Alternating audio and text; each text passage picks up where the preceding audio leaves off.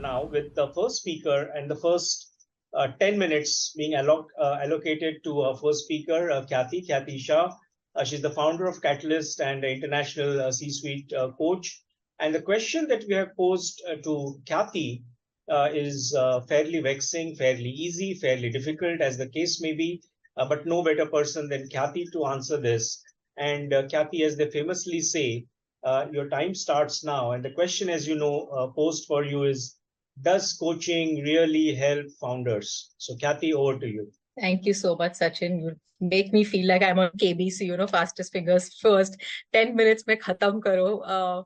So I'm taking the liberty to just share a screen and, maybe make it a little easier for everyone to understand what I'm talking about. So thanks once again, Sachin. I always kind of find it amazing, the kind of analogies and names you come up with. And this tent is just as interesting. And now that you've made me the opening batsman, does coaching really help founders? I think I want to start with giving a perspective of, first of all, what coaching is not, because there is huge confusion of what is coaching and, of that perception of what is it that we really talk about. So let me first clarify what coaching is not. Okay. So it is not therapy. Coaching is not where you're going to dive into your psyche and past and, look at what happened right or wrong in your life. It is not mentoring. I'm not necessarily an expert in your field, and I'm not going to be able to tell you something out of experience in your industry or field. And neither is it consulting. It is not purely about the business and numbers and how to grow it. So then what is coaching, right? Just something like this picture.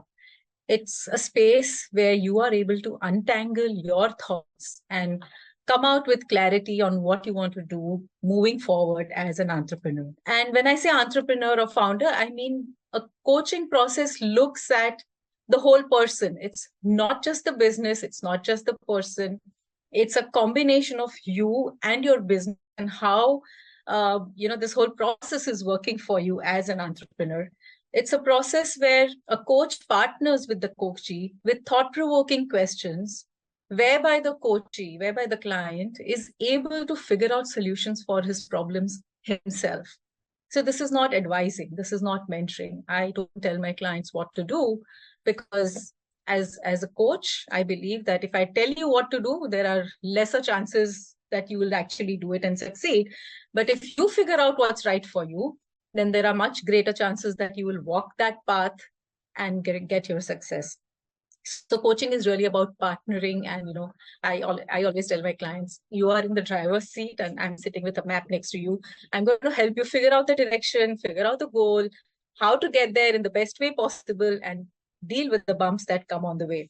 So before I dive into what is coaching again, I would like to, ask all those present here to just reflect on times when you've tried to do something new, when you've tried to venture into this entrepreneurial space.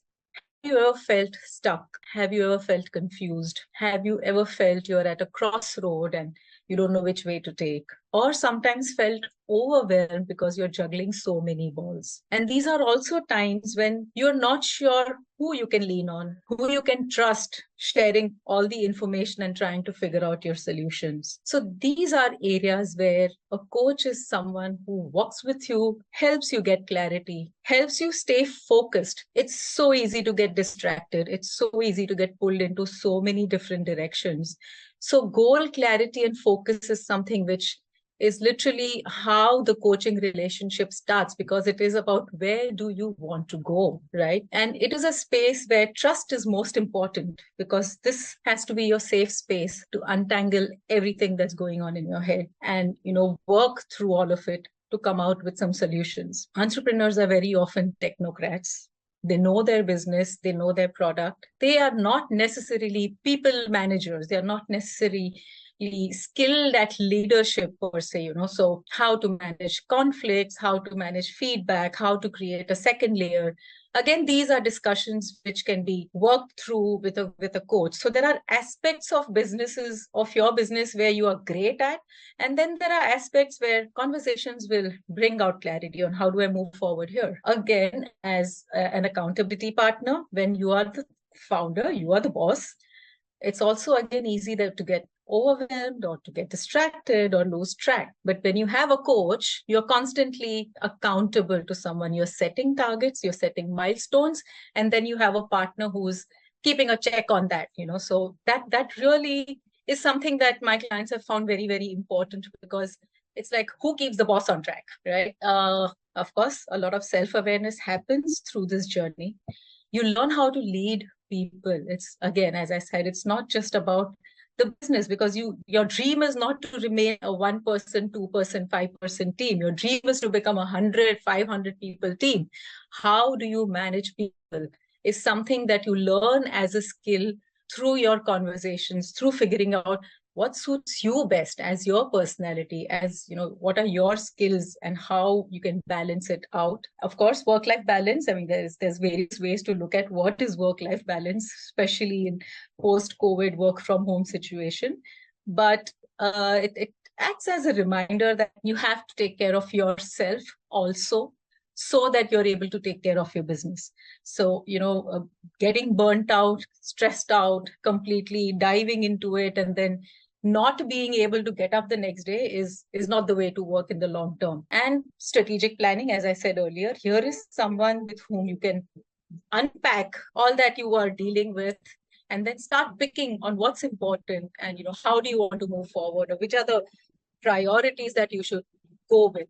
So in the end, I mean, just as we say, the proof of the pudding is that I've just put in here a couple of testimonials from some entrepreneurs I have worked with, where they have said, that working with me helped them to set up their focus areas, a plan of action, and then staying on track. It helped them to generate alternate viewpoints. It was their safe space. It shortened that from ideation to execution, because again, the mulling around reduces when you have someone with whom you're thrashing out all the pros and cons, and whether or not you want to do something, you're able to take a call and just go forward. So my take is that yes, coaching can help founders. A coach is your partner when you are going through this journey, which can be very, very lonely initially.